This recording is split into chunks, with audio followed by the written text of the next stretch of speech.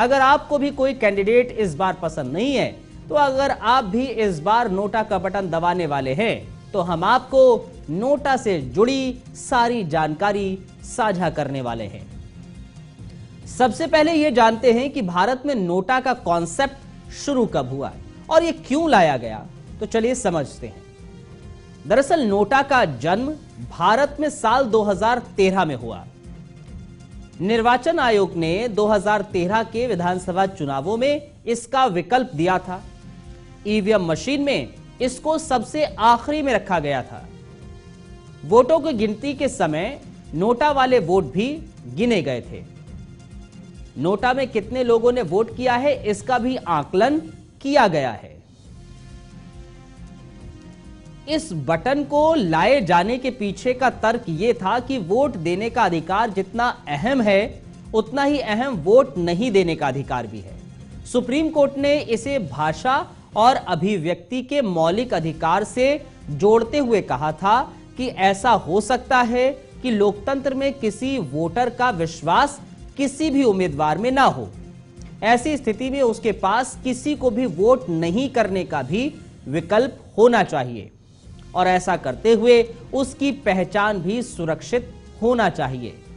भारतीय लोकतंत्र में ऐसी कई वजह हैं जिनकी वजह से वोटर किसी भी उम्मीदवार को वोट नहीं करना चाहते।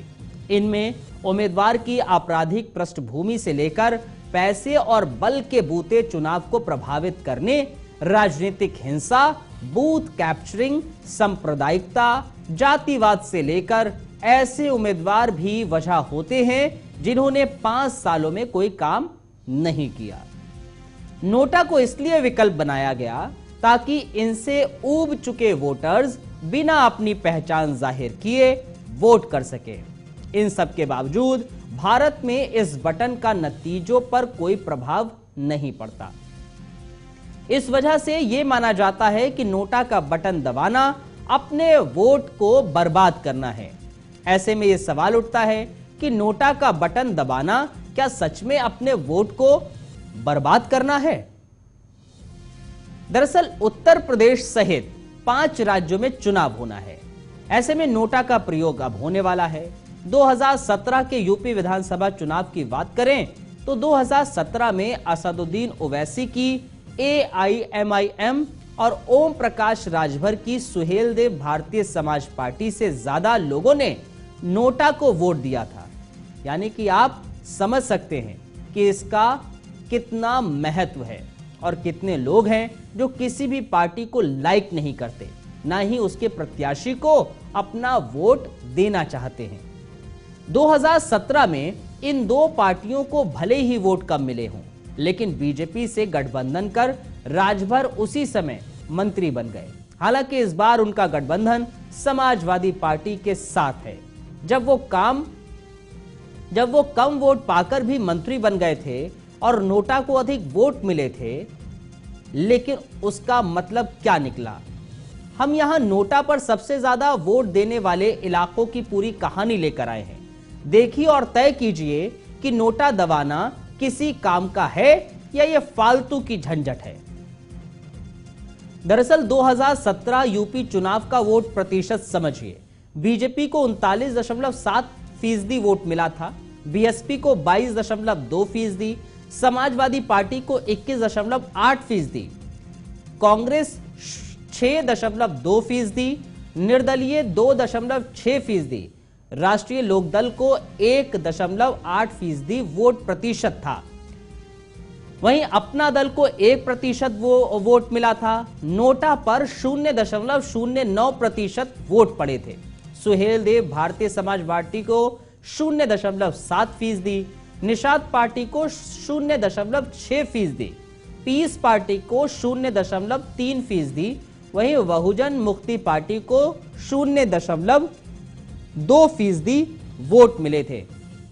AIMIM को 0.2%, लोकदल को भी 0.2%, कम्युनिस्ट पार्टी को भी 0.2% ही वोट मिले थे। नोटा का साधारण सा मतलब होता है नन ऑफ द अबव। इसका मतलब ये होता है कि जब कोई वोटर इलेक्शन में कंटेस्ट कर रहे किसी भी कैंडिडेट को वोट नहीं देना चाहता है, लेकिन वो वोट देना चाहता है और अपनी नाराजगी जताना चाहता है, तो अपनी सीक्रेसी को मेंटेन करते हुए वो नोटा प्रेस कर सकता है। नोटा का मतलब कि उसने जितने भी इलेक्शन में कंटेस्ट कर रहे कैंडिडेट थे उनमें से किसी को नहीं चुना। नोटा की शुरुआत इंडिया में 2009 में हुई थी, जब इलेक्शन कमीशन ऑफ इंडिया ने सुप्रीम कोर्ट के सामने ये प्रपोजल रखा कि इस तरह का एक कॉन्सेप्ट इलेक्शंस में होना चाहिए जहां पर कैंडिडेट अपने विचार से किसी कैंडिडेट के खिलाफ वोट देना चाहे तो। और इसी बात को लेकर के 2009 में ही एक एनजीओ थी, People's Union for Civil Liberties, उसने एक पिटीशन फाइल करी। फाइनली सुप्रीम कोर्ट ने 2013 में ये ऑर्डर कर दिया, इलेक्शन कमीशन को ये डायरेक्शन इशू कर दिए कि इलेक्शन प्रोसेस में इस तरह का एक ऑप्शन होना चाहिए जहां पर कैंडिडेट किसी को वोट ना करना चाहे।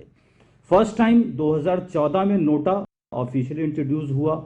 2015 में पहली बार नोटा को लेकर के एक स्पेसिफिक साइन भी बैलेट पेपर्स के थ्रू दिए गए इलेक्शंस में कि अगर आपको नोटा पे बटन दबाना है, नोटा चूज करना है, तो आप उस साइन पे सिग्नेचर कर सकते हैं, अपना टिक लगा सकते हैं।